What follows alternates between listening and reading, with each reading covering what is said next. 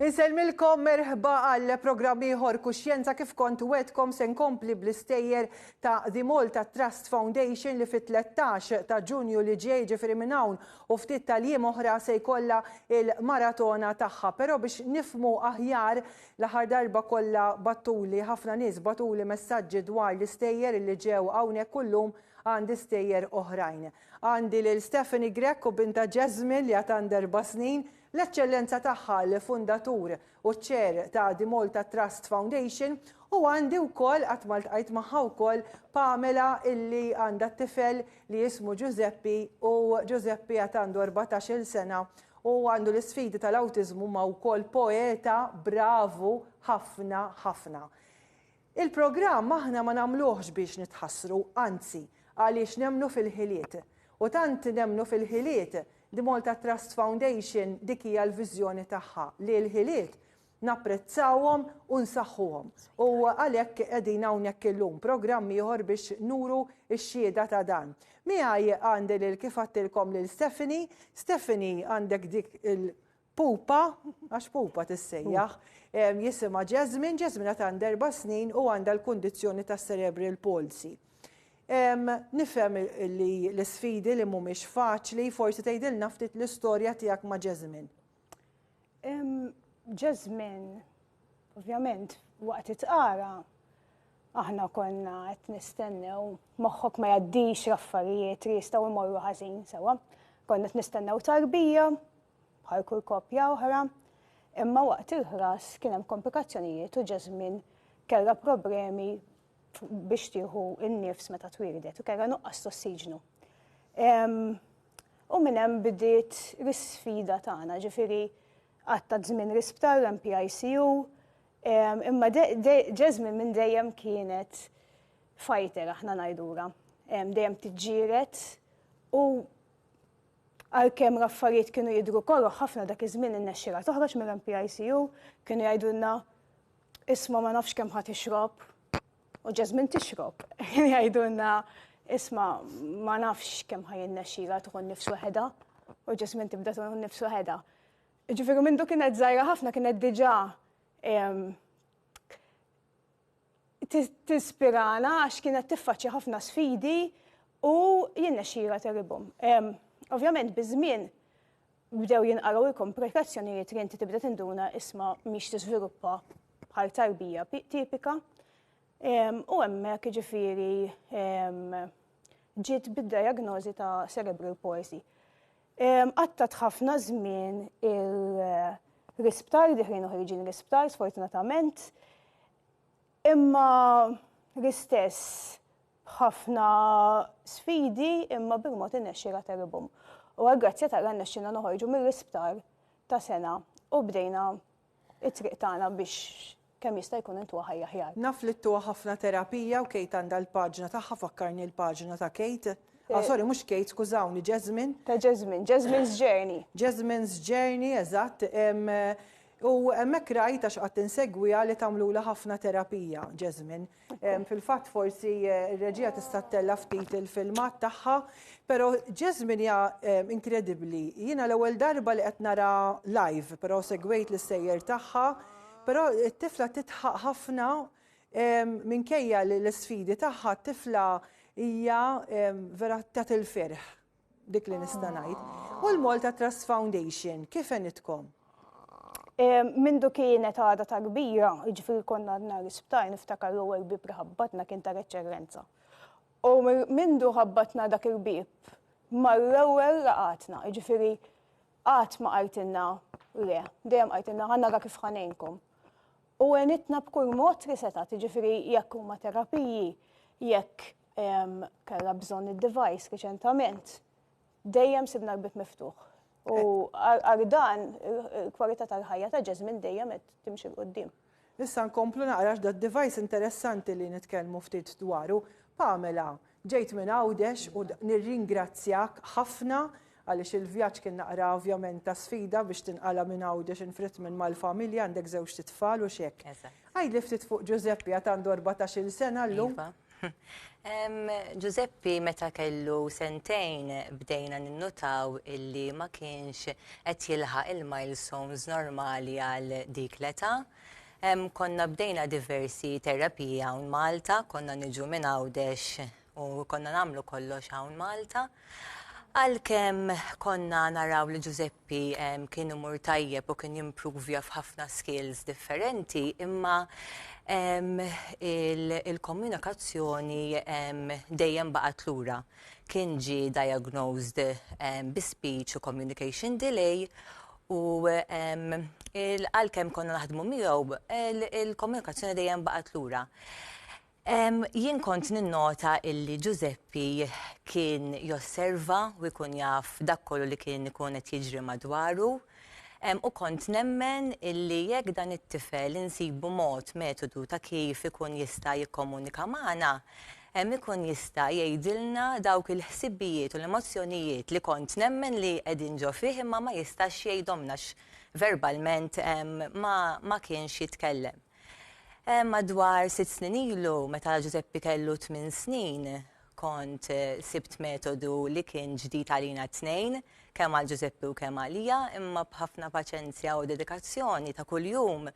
Giuseppe irnexxielu jibda jikkomunika billi jipponta subajh lejn it-tri fuq letterboards, imbagħad il-qoddim imxejna anke għal tablet. U dan huwa tablet dan id-device speċjali qed nirreferu għalih? Huwa ftit iktar differenti mid-device il-propja. Huwa programm ġo tablet illi bih Giuseppe ikun jista' jikkomunika. U Giuseppe wkoll vara wkoll ktieb tal-poeżiji, kif bdiet din tal-poeżiji? Ġifieri minn ġuvni li ma jistax jesprimi u juri dak li jaf. ħareġ ktieb li meravilja lija. Iva, meta Giuseppe beda jikkomunika, aħna ma konniex nafu li jaf li kapaċi jikteb il-poeżiji u ħadd ma qalmu jikteb il-poeżiji. Imma imbagħad ma' żmien jien kont meta ġifier beda jikkomunika kont nitkellem miegħu fuq il-ħsibijiet tiegħu, fuq emozzjonijiet tiegħu li jgħaddi minnhom ta' kuljum. U darba ġurnata minnhom kont saqsejtu jekk jixtieq x'jaqsam il-ħsibijiet u l-emozzjonijiet tiegħu fuq oħtu Marija li dakinhar kellha sena. U kien ippunta lejn insomma letterboard u kitib li yes u beda jikteb u bdejt ninnota illi ma kienux sentenzi bħas-soltu li kienet jikteb imma kienet qed tieħu xejra ta' poeżija. U meta lesta indunajt illi Giuseppe kien kiteb l-ewwel poeżija tiegħu lill-oħtu Marija. U x'jismu l-ktieb? Il-ktieb jismu A Glimpse into Giuseppe's World. Xi ġimiel. Il-ktieb mbagħad ġie imniedi bis-saħħa tal-eċċellenza u The Malta Trust Foundation. L-eċċellenza temmen ħafna fihom dawn it-tfal. Emnet f'Giuseppe kienet għadha laqqas biss iltaqat ma' Giuseppe għaliex jien u r-raġel konna ltqajna magħha kombinazzjoni u saret taf li għandna tifel awtistiku non-verbal imma li kapaċi jikteb il-poeżiji u kienet qaltilna komplu għatuh is-support xi darba nippubblikawlu ktieb. U baqgħet iċċempilli minn jedda biex tara fiex wasal Giuseppe imbagħad f'Novembru li għadda ġie mniedi l-ewwel ktieb tiegħu. Bħala Giuseppe, kif ħassejtek meta rajt il-libnek bil-ktieb f'idejh mal-eċċellenza tifara dan il-ktieb? X'emozzjonijiet ħassejt? Laqas nista' niddeskrivi eżatt għax kelli ħafna emozzjonijiet. Tħossok kuntenta illi t-tifel b'ħafna paċenzja irnexxielu jasal saw u illi bil-ktieb issa kapaċi jgħin ġenituri oħra li għandhom it-tfal li huma non-verbal jew bl-istess kundizzjoni li għandu u jgħin lil nies bħalna normali biex jgħallimhom illi tfal bħal Giuseppe għandhom il-ħsibijiet, għandhom l-emozzjonijiet u opinjoni daqs kull wieħed u waħda minnhom. Proset xi ġimiel ta' stejjer, żewġ stejjer, però kont qed nara lil Stephanie waqt li qed titkellem qed tapprova. Xi bdejt tħoss meta tgħid l-istorja tagħha? Nifhem eżattament x'inhi tajt. Inti ririedek tħoss, ġifieri tinduna kif qed tajtili isma' qed jifhmu imma ma jistgħux jikkomunikaw, ġifieri tkun taf li dawn qed isegwu imma qishom magħruqin ġo fihom. U meta jkollhom mod kif jistgħu jesprimu ruhom tibda titgħallem affarijiet li għalkemm inti tkun taf li isma' naf li intelligenti sa ċertu punt imma ma kontx naħseb li daqshekk taf affarijiet, ġifieri anke lilek tibqa' sorpriża b'ċertu affarijiet li grazzi għal fil-każ tagħna d-device sirna nafu. U inti ġifieri tuża qabel ma ngħaddi għall-ċellenza dan id-device diġà tużah Jasmine biex turik xi trid? Jasmine tuża dan id-device issa tużah l-iskola, tużah id-dar, tgħidilna ħafna affarijiet, ħareġ ħafna l-karattru tagħha bih. Tħobb tiċċajta, tħobb iddaħħa, apparti ovvjament tgħidilna affarijiet fejn tkun muġuwa, jekk għandix ġuħ, qed nagħmlu potty training grazzi għad device. Kif jaħdem, ġifieri tmiss xi stampa, kif jaħdem dan id-device? Tuża għajnejha. Jasmine ħabba li ovvjament il-disabilità tagħha hija fiżika, tuża għajnejha u fuq xiex twaqqaf għajnejha id-device jgħid il-kelma. X'meravilja, eċċellenza, stejjer oħra, għalhekk ħadd pjaċir li nagħmlu dal-programm nerġa' għaliex titgħallem ħafna l-ewwel qed titgħallem mill-imħabba kbira ta' daw il-ġenituri li qegħdin madwarek. Imma kemm timtela qalbek meta tara l-Jasmine tista' tuża t-tablet tara lil Giuseppe ippubblika ktieb illi kieku ma kienx l-Malta Trust Foundation li ta' dak is-support kieku dawn l-istejjer ma ġrawx. Jien dawn ngħidilhom realtajiet, Marija. Forsi di li rridu l-kol nifhmu. Li l-inklużjoni hija li inti tħares lejn l-abilità tal-persuna. Jasmine hawn mingħajr ma minna ħoss konna qed nitkellmu ta'. Jiġifieri tħares lejha titbissim li jinsejra hekk u kultant tafasli u konna qed nitkellmu. Ġifieri konvinta li Jasmine u minnhom kienet se tgħidlek xi ħaġa wkoll. Imma ma tajniex ċans. U da sabiħ li permess tal-programm tiegħek qed joħorġu dawn l-abbiltajiet. Giuseppe, Pamela ma qalitx kollox fuqu, jikteb b'Ingliż perfett. Ingliż elaborat, Ingliż li x'kulħadd għandu dik l-abbiltà. Jasal għaliha, x'hekk. U ġifieri ma jużax iċ-ChatGPT. Le. Kollox minn hawn. L-intellett. Qed temozzjona ruħek. Għax il-verità. U din jiena ġifieri esperjenzajta xi meta rajt il-poeżiji. Għattila mbagħad il-Pamela għattila ġibu ħan nitkellmu ftit. Jienu Giuseppe. U għamilna m'għandniex 20 minuta nofsija. Preparajtu il-preparazzjonijiet kollha l-launching dakinhar. Ġifieri għamilna launch kif xtaqu, mhux iddeċidejna aħna. B'diskussjoni miegħu u mhux diskussjoni ta' yes no, imma b'sentenzi ċari u spjega. Jiġifieri aħna poplu li għall-grazzja t'Alla minkejja li nargumentaw fuq ħafna affarijiet. Imma meta niġu mbagħad biex nifqu ma' xulxin kapaċi nagħmlu għadi. U allura dejjem ngħid aħna poplu uniku għax mhux kulħadd kapaċi jagħmilha. Imma nixtieq ukoll li aħna bħala poplu nirrealizzaw li l-għajnuna li nagħtu hija investiment fit-tfal tagħna. U dak l-investiment se jrendi u ħajrendi. Ġifieri pereżempju dak-ktieb ta' Giuseppe, il-gostija taf insomma Pamela taf. Il-poeżija li kiteb lill-oħtu nixba naqra l-nies għax taxxaqni mad-deskrizzjoni tal-emozzjonijiet sbieħ li joħtu tarbija. Qabel ma twildet. Xi ħaġa inkredibbli, ġifieri kollha sbieħ, imma di dejjem laqtitna ħafna jiena joħroġ dawk l-emozzjoni u qed iħares lejn il-futur. Qed iħares lejn il-futur mhux qed jgħid ġej oħti u qed ikellimha fil-poeżija qed ikellimha. Imma wkoll qed jgħidilha il-futur. U bl-eye gaze għad jekk Alla jrid, Jasmine tkompli timxi l-qoddim.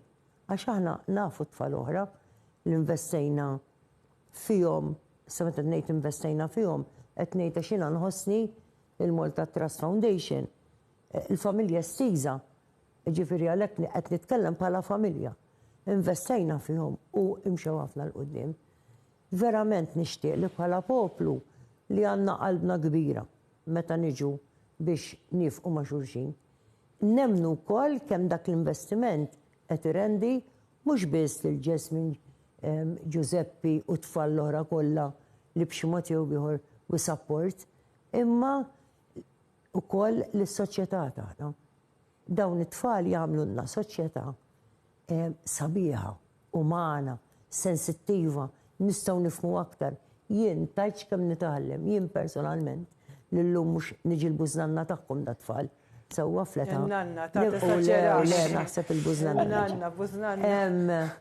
Verament, inħossni nittgħallem kull ħin li nitkellem mal-ġenituri, kif ukoll meta nkun fil-preżenza tagħhom, u nitgħallem b'sens ukoll ta' ferħ u ta' kemm għandu jkollna aktar fidi. F'dan ix-xogħol li qegħdin nagħmlu dawn it-tfal, jekk Alla jrid qatt iridu juruna ħafna affarijiet u kemm se jkunu f'qagħda li jikkontribwixxu. Jien ngħid anke ekonomikament se jikkontribwixxu, forsi l-ekonomija n-nies aħna nifhmu ferm iktar qisu l-flus, veru. Ekku. Imma verità. bħala soċjetà se jagħmluna soċjetà kompluta, soċjetà li tkun għanja, ġifieri wealthy, sinjura, għaliex juruna dik is-sensittività, dak li għandna bżonn li f'kull ħin tal-ħajja nkunu umani u nħobbu kuljum. U dawn it-tfal jaraw u jisimgħu dak li aħna ma narawx u nisimgħu, għalhekk għandna bżonn. Stephanie, it-tifla tiegħek inti tkun magħha u daqskemm tafha inti ma jafa ħadd u l-papa tagħha. X'għallmitek kemm ilek li għandek lilha fid-dinja tiegħek? Naħseb il-kbar tarima li kelli hija li l-prijoritajiet tal-ħajja jinbidlu ħafna. Qabel ma kelli Jasmine forsi tiffoka fuq affarijiet iktar materjali, kif semmit eċċellenza ekonomija, flus dawn l-affarijiet. Meta tgħaddi minn sitwazzjoni kif għaddejna aħna, daqs is-saħħa, l-imħabba u l-ferħ m'hawn xejn. U dik tbiddel il-perspettiva ta' kulħadd. Naħseb meta tgħaddi minn esperjenza bħal din, l-importanti f'ħajtek ikun li tkun fil-paċi, li tkun kontenta u li tkun f'saħħtek. Naħseb dawk huma l-ikbar tarima li qattatni. Apparti minn hekk, Jasmine hija tifla reżiljenti ħafna li tibqa' tipprova li jiena ngħid kieku jiena da fis-sitwazzjoni tagħha mhux li poġġejt bil-qeda u ngħidilhom mhux ħanagħmel xejn, pereżempju, jekk ikun qed tagħmel it-terapija, imma hi tibqa' tipprova u dik timmeraviljani jiena kemm Alla volja li huwa ħafna iktar diffiċli biex tagħmel l-affarijiet minnha, xorta tibqa' tagħmel l-aħjar tagħha. Inkredibbli, u inti Pamela, Giuseppi, għana fl-għandek it-tifla l-oħra, imma Giuseppi x'għalmek? Jien Giuseppi għallimni li kulħadd għandu vuċi anke jekk ma tkunx tidher normali minn barra u din ħafna nies joħduha for granted illi għax forsi persuna minn barra tkun tidher differenti li forsi m'għandix il-ħsibijiet, l-emozzjonijiet u l-opinjonijiet tagħha. Għallimni wkoll bħal Stephanie napprezza iktar il-ħajja. X'innar lil Giuseppi japprezza l-ħajja ta' kuljum u kuntent u jaffaċċja l-sfidi b'dik id-daħka ma nistax jien ma napprezzax iktar il-ħajja. U kieku jkollkom bħala ġenituri mbagħad ngħaddi għall-eċċellenza, min ikollu tfal bi sfidi, il-ħajja hija sfida imma forsi tkun iktar ta' tbatija, ejja ngħidu hekk. Għal dawk li forsi qed kellhom trabi li għadhom kif ġew diagnosi li għandhom xi tip ta' sfida. Intom bħala ġenituri tistgħu titkellmu għax tgħaddu minnha ta' kuljum. Inti pereżempju Stephanie xi ħadd li kellu tfal bi sfida għadhom kif twildu qalulhom għandhom din l-isfida partikolari. U dak il-ħin bil-forsa x'aħna l-kollu ma tara dalma biss, ma tara xtama, x'tgħidilhom?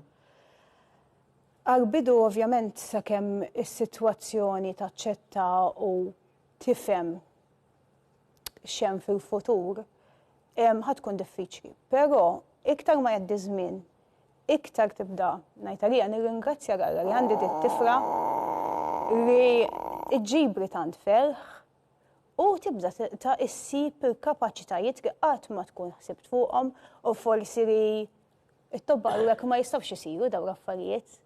imma grazzi għal-reżiljenza tagħha u ovvjament fuq għarra mewħat. Jiġifieri iktar ma jgħaddi żmien, iktar l-affarijiet tiġi mhux iħfefta, ovvjament, għax is-sfidi jibqgħu hemm. Imma bħala ġenitur iktar tibda tapprezza dak li għandek. Għalkemm forsi l-ħajja li tkun immaġinajt mhux ħadd tkun l-istess kif ħsibt inti, imma sabiħa xorta.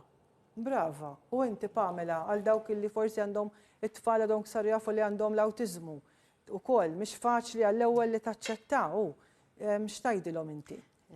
Huwa normali li għal-bidu tieħu xokk u tħossok emozjonata u tħoss jisu d-dinja ħataqa fuqek, imma imbagħad l-istess bħal Stephanie imma żmien tibda tara l-abiltajiet tiegħu, tibda tadatta għal dak kollu li jkun tajjeb għalih u tiġi parti mill-lifestyle tiegħek.